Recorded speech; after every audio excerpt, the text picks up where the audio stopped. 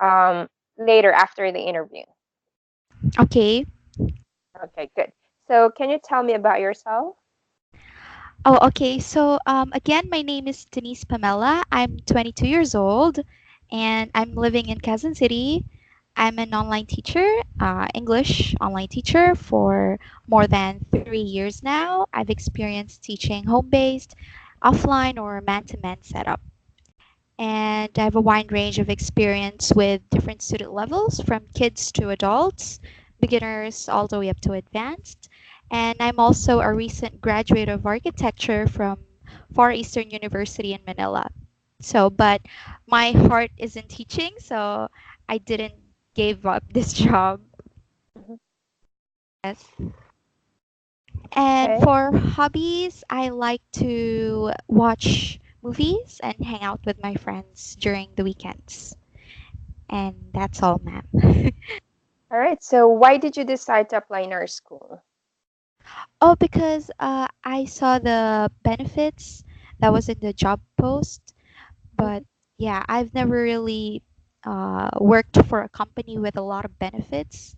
So, and of course, I want to improve my teaching skills and share, of course, my knowledge with your students in this company and get to know more about the company and how I can contribute to the betterment of the company. Okay, wonderful. Good. So, do you think you are an introvert or extrovert? I can say that I can be both sometimes when I'm alone. Sometimes I do need my alone time, but when I'm needed to be extrovert, for example, in this type of job, I'd rather be extroverted. I do strive to be as animated as possible when I'm talking with my students, but of course, yeah, sometimes I can be introverted as well. Okay. Um, you said that you've been teaching for 2 years now? I started since 2015, more than 3 years now as part time. Oh, Yeah. okay. That's good. So, what is your best asset as a teacher? I guess my best asset as a teacher is that I'm always positive. I always tend to look at the positive things and encourage my student to be better and be determined to achieve their goals. What about what would be the most important characteristic a teacher should possess? I think it should be that a teacher should be um, patient at all times. You need to be patient with yourself as well as a teacher because sometimes it can be a frustrating job if sometimes it's of course there are many types of student, right? So we need Mhm. to be patient with ourselves and be patient with our students and teach them, be a good example to them of how they should be patient as well because learning is not an easy job, especially when you're learning a new language from scratch. So I think it needs a lot of effort and yeah. Mhm.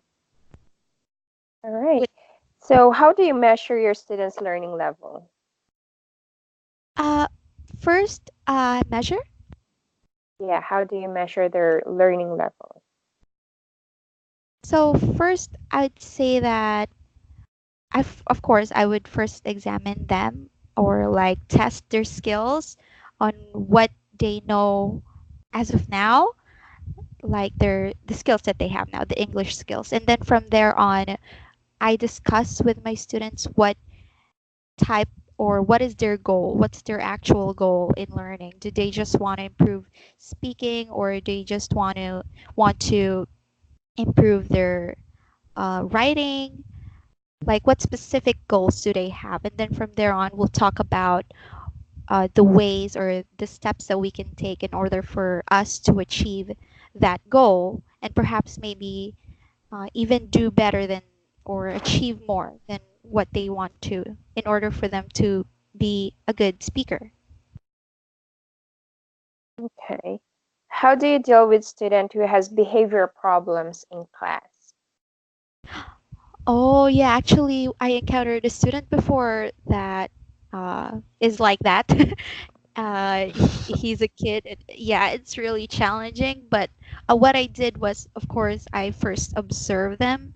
I don't go for them straightforward and just first observe them and wait for them. Maybe they needed to let out their frustration, and I do give them time to talk their feelings out, and later on ask them if they are ready to learn, or is there anything that I can do to make them feel better. But sometimes students don't really speak up, so what I do is give them motivational or talk with them in a way that I can motivate them to learn and be engaged in my lessons.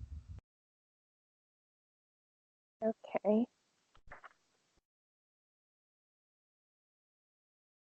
What about if your student doesn't understand your lesson, or let's say they have learning difficulties? So how you address to these students? Oh, okay. So I guess first we would go back to the very basic. And of course, I think that's the reason why it's important to know your student well. So, in order for you to know what interests they have, and from there on, there you can use their interest for them to, have them be engaged in your class, and in that way, you both can enjoy the learning process. They won't feel, pressured while learning, because they are, have, as you said, they are having learning difficulties. So I think it's important to be extra patient with them, but at the same time, it's important that they're still having fun while learning and with you as a teacher. And yeah, you need to be patient with them and start from the very basic and be detailed with every step of the learning process, because there are students who are fast learners. Sometimes you don't need to explain everything in detail, but of course for those kinds of student, you need to be in detail with them and take it very, very slowly. Yes. Okay. So in terms of using technology, how do you rate yourself? Let's say 10 would be the highest. I guess I can say maybe 9. So actually, I've used technology a lot because I'm in my other profession. I'm also an architect, so we are required to use the computer a lot. It's our way to do or finish our task as architects. But of course, there are some platforms, especially in English, in the ESL teacher profession. Like there are other platforms, and some of them I'm not really familiar with. So maybe I'll give Hmm. myself a 9. Yeah, a 9. Okay. Well, anyways, here in our school, we're just using Google Docs, Skype, and um, Screencast. That's an app to record your classes whenever you're having your classes. So there. Oh, I So see. there's Okay. nothing much. Yeah. So there's nothing much to maybe it's not that really hard. If you have any issues, you could definitely do basic troubleshooting with those tools that you have. So there. And Oh, what are okay. your expectations in our school? Oh, of course, I do expect to uh, learn from learn to how to improve my teaching skills and have a good communication and relationship with the head teachers and of course the students. And of course, I hope that I can help myself with the compensation that the company has to offer, ma'am. All right. So what contribution can you give to our school? So I think my biggest contribution would be uh, the my approach in teaching. Yeah, and so unlike other teachers, maybe for me, I always strive to keep my classes active and uh, have my students be at their best, because it's always, at the end of the day, it's always my pleasure to see my students become satisfied and have them be improved. So I want to be able to let the students stay and have more classes in this company. Okay. Well, just to remind you, this is just for part-time classes or part-time position. But Yes, are ma'am. you currently okay? But are you currently employed with other online school? Not currently, ma'am. Okay, good. So, to sum it up or to end this interview, give me a reason why we should hire you. Oh, the reason why you should hire me. Okay, so I've had an experience learning a new language. I recently studied a new language, which is Spanish, and got enrolled in the University of the Philippines, Diliman. And I can say that it's not easy to learn a new language from scratch, even though I've been abroad for a couple of times already, and I've learned how to be with a person of another culture. I guess I would say that you should hire me because I can easily adapt to new situations and have my students be at their best. Very well said. Good. Okay, so congratulations, Denise. You passed the initial interview. Oh, thank So you, ma'am. next step, you're welcome. So your next step would be a demo. You'll have a demo teaching. Are you available tomorrow around 8 p.m.? Yes, ma'am. Okay, good. I'll be sending you a copy of our book or our material that you're going to use for your demo. So it can be 20. So the time frame would just last maybe 20 to 30 minutes for the demo teaching. Mm-mm. Okay, ma'am. Will there be an actual student? No, it will be just can be me or the head of the school who will um you know be your student, pretend to be your student. Okay, noted, ma'am. Thank you, Okay, let me just send the copy of the book real quick. ma'am. Okay, ma'am.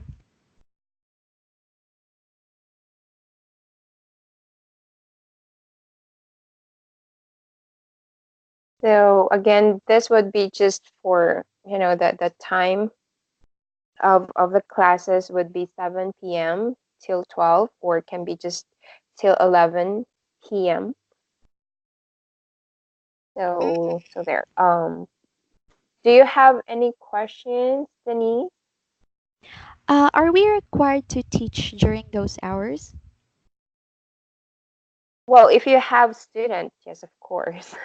But Oh, okay, okay, then, okay. yeah, because here in our school, you have your regular students. So it's like there can be your students all up until they wanted to continue their contract with the school. So all throughout, as long as they want you to be their teacher all throughout, then there will be your students all throughout. So so there. Do you have any problem with those times? No, ma'am, not really. Okay. And the compensation is 150, right? For 50 minutes, 55? 55 minutes, right. Mm-mm. What is your email address again? I can't find your Oh, okay. resume. I'll send it here on our chat box. Sure. Good.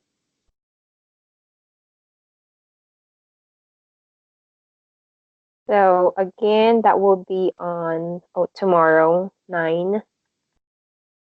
No, it's 8, 8. 8 p.m. This is Philippine time. Yes. So most of our students are Taiwanese. Mm-mm.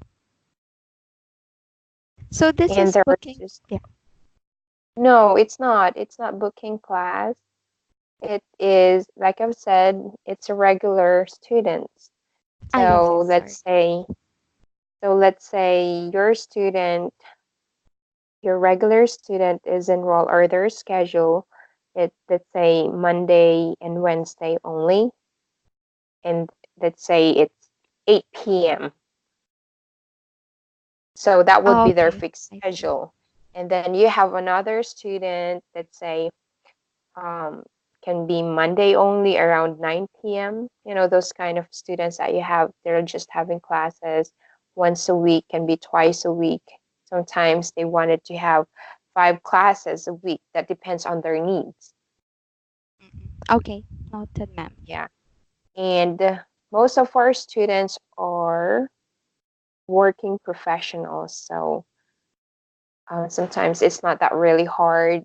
Sometimes for them, they just wanted to have someone to talk to practice how they could speak the English language, you know, this kind of stuff. Mm-mm. Ah, yes, ma'am. I see, ma'am. Okay, so I've already shared it with you.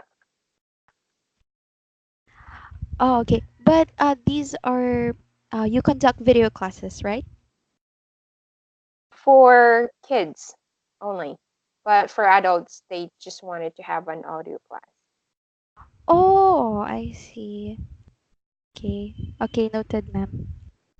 So most likely, you could just prepare if you have kids or you have um, yeah, kids or young learners, but normally most of our students are adults, so you don't need to have a video class for them.